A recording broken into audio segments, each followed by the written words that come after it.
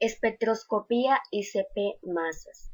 A modo general, la espectroscopía de masas está basada en la ionización de moléculas orgánicas en fase gaseosa, ya sea por impacto de electrones, ionización química, desorción-ionización mediante láser asistida por matriz, ionización por electrospray o ionización con plasma acoplado inductivamente, que es el objeto de esta presentación, entre otros tipos de ionización. En este proceso se forman cationes, aniones y especies neutras. Una vez obtenidos los iones se separan de acuerdo con su relación masa-carga por un analizador de masas y finalmente se detectan por medio de un dispositivo adecuado.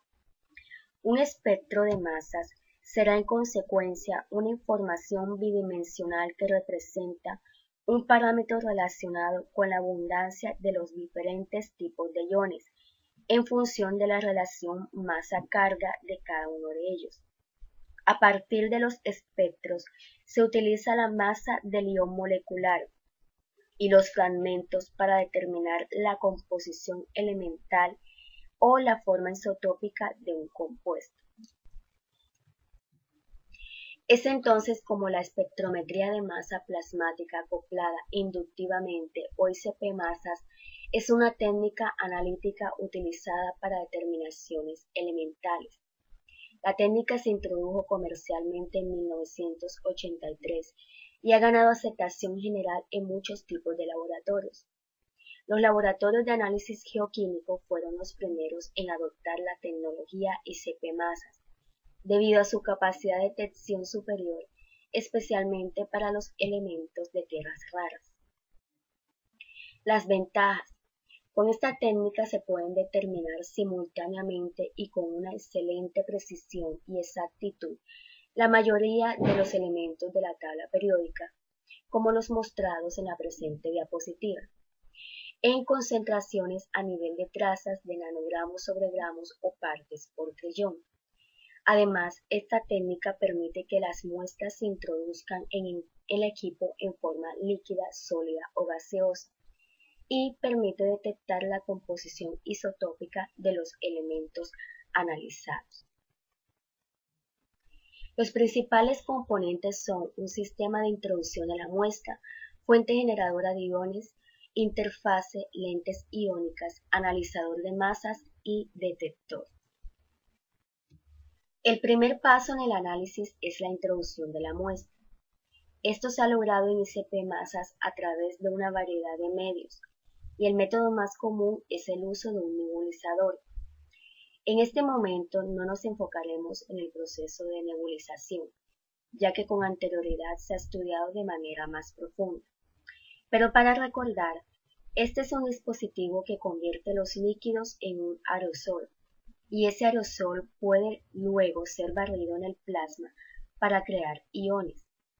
Muchas variedades de nebulizadores se han acoplado a ICP masas, incluidos los tipos neumáticos, de flujo cruzado, los de Babington, ultrasónicos y de solventes. Con menos frecuencia, la ablación con láser se ha utilizado como un medio de introducción de muestras. En este método, un láser se enfoca en la muestra y crea una pluma de material ablacionado que puede ser barrida en el plasma. El segundo componente de ICP masas corresponde a la antorcha ICP, la cual no profundizaremos en este momento, ya que esto se ha explicado con anterioridad. Pero para tener en cuenta la ICP de espectroscopía de emisión, el plasma es normalmente vertical y es usado para la generación de fotones por la excitación electrónica.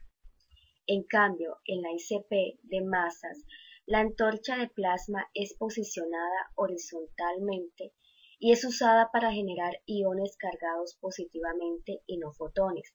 De hecho, se hace todo lo posible para evitar que los fotones alcancen el detector. Una vez los iones son producidos por medio de la antorcha ICP, son introducidos en la espectroscopía de masa vía región interfase. Tenemos que colocar un plasma que funciona entre 7000 y 10.000 grados centígrados cerca de un dispositivo de enfoque de iones que funciona cerca de una temperatura ambiente es como colocar la Tierra aproximadamente a 1 kilómetro de distancia del Sol.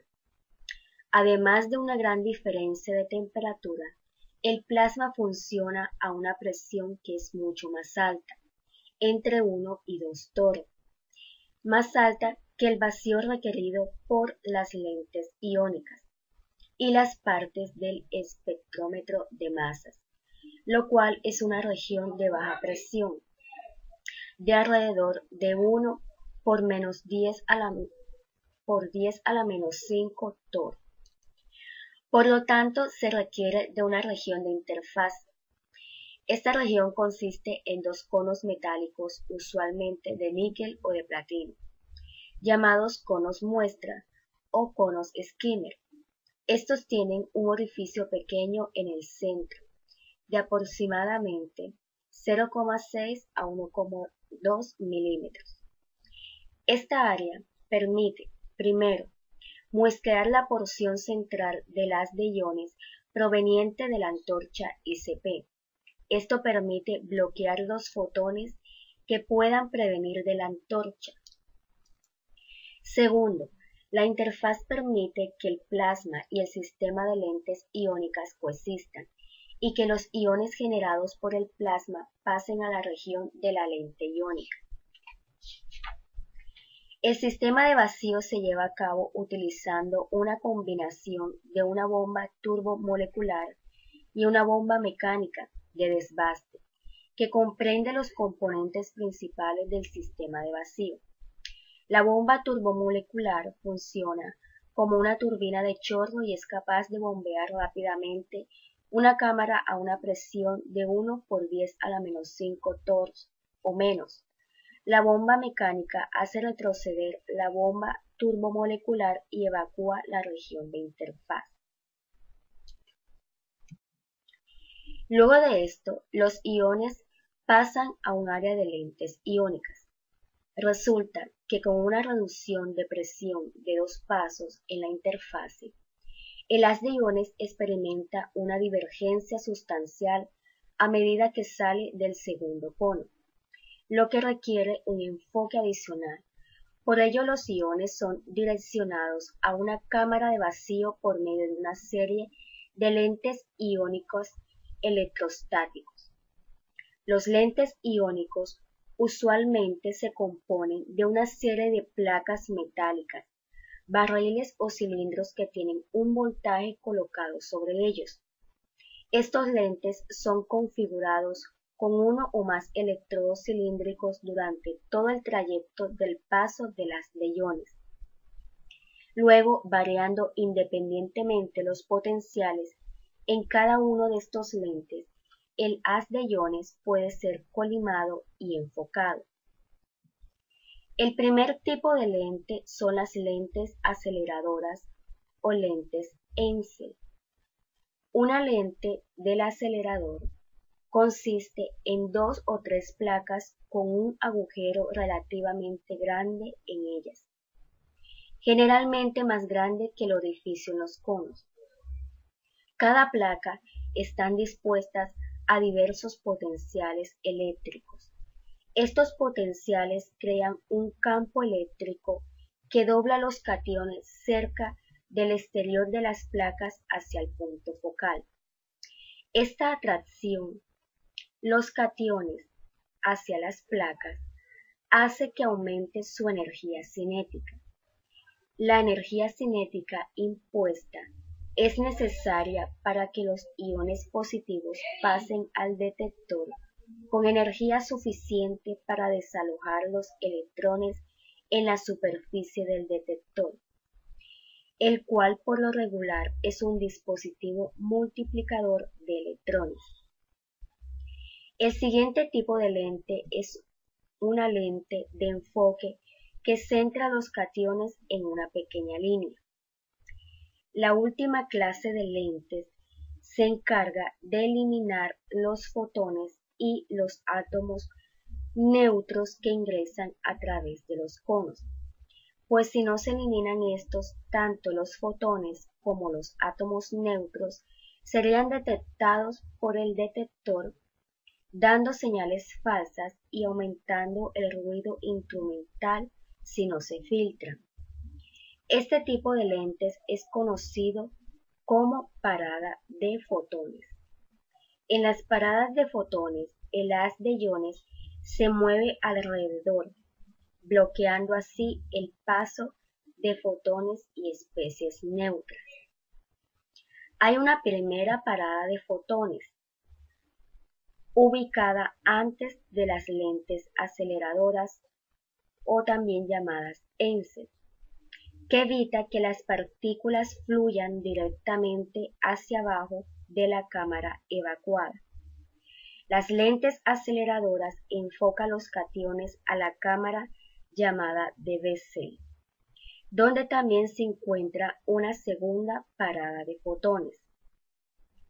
El voltaje positivo de más 4 voltios en el exterior de la caja de Bessel y el voltaje negativo en la segunda parada de fotones, menos 9 voltios, dirigen los cationes de vuelta a la rendija de salida, en tanto que las partículas y fotones neutros no se ven afectados por el campo eléctrico y se eliminan. Otro tipo de lentes son las lentes omega, que filtran los fotones y las partículas neutras. Una sección transversal de una lente omega consiste de 4 electrodos, 2 cerca de la parte superior y 2 cerca de la parte inferior del haz de iones. La lente funciona equilibrando cuidadosamente las cargas de los electrones para desviar el haz de cationes, pero no las especies neutras o los fotones del plasma. Esta deflexión se logra alternando cargas positivas y negativas entre los electrodos superiores e inferiores. El resultado neto es la desviación de los cationes hacia el analizador de masas en ausencia de partículas y fotones y continúan rectos y colisionan con la placa terminal. La dinámica del flujo iónico a través de las lentes es el siguiente. Una vez el haz de iones emergen del cono skimmer de la región de interfase, hay una rápida expansión del haz de iones debido a la reducción de la presión. Luego entonces los electrones se difunden fuera del haz de iones, debido al menor tamaño de los electrones en relación con los iones cargados positivamente. La generación de un haz de iones de carga positiva es la primera etapa en el proceso de separación. Desafortunadamente, la carga positiva neta del haz de iones significa que ahora hay una tendencia natural para que los iones se repelen entre sí. Además de estos, los iones con una mayor relación masa-carga dominarán el centro del haz de iones y forzarán a los iones más ligeros salir hacia el exterior. El grado de la pérdida dependerá de la energía cinética de los iones. Aquellos con alta energía cinética, es decir, los elementos con gran masa, se transmitirán con preferencia a los iones con baja energía cinética, es decir, los elementos con una masa pequeña. Luego, el objetivo es dirigir los iones de interés de vuelta al centro del haz de iones al colocar los voltajes en uno o más componentes de las lentes iónicas. Ya que todos los iones tienen aproximadamente la misma velocidad, debido a que están estabilizados por el arrastre del gas argón, el cual fluye a través de la interfase, la energía cinética de estos iones depende de su masa y velocidad. Entonces, tenemos la siguiente ecuación, donde m es la masa del ion, b es la velocidad. Así, el ion más pesado tendrá la mayor energía. Esta variación de energía, como es función de la masa, resulta en diferentes ajustes óptimos de voltaje de lentes iónicos para cada elemento diferente. Luego, para la separación de iones con diversas relaciones masa-carga son posibles varios métodos. Idealmente, un analizador debería ser capaz de distinguir entre diferencias muy pequeñas de masa. Además, los analizadores deberían permitir el paso del suficiente número de iones para dar lugar a corrientes de iones fácilmente medibles. La capacidad de un espectrómetro de masas de distinguir entre masas se expresa normalmente en términos de su resolución, como se define en esta ecuación, donde delta de m es la diferencia entre dos picos adyacentes que están resueltos y m es la masa nominal, masa que debe ser sin decimales y que es del primer pico. Ahora el paquete de cationes debe separarse en función de su momento, energía cinética o relación de masa-carga. Entonces, se utilizan tres tipos principales de espectrómetros de masas en sistemas comerciales de ICP masas: el tiempo de vuelo, cuadrupolo y sector magnético. Estos pueden usarse individualmente o acoplados en una serie de analizadores de masas para mejorar la masa de la resolución y proporcionar una identificación del analito más concluyente. A modo general, el analizador del tiempo de vuelo. El principio de esta operación del analizador del tiempo de vuelo involucra la medición del tiempo requerido por un ion para viajar desde la fuente de iones hasta el detector, localizado a 1 o 2 metros de la fuente. Todos los iones reciben la misma energía cinética durante la aceleración instantánea, pero debido a que tienen diferentes valores de masa-carga, se separan en grupos de acuerdo a su velocidad, como van recorriendo la región libre del campo entre la fuente de iones y el detector. Los iones chocan secuencialmente en el detector en forma de un incremento de masa-carga.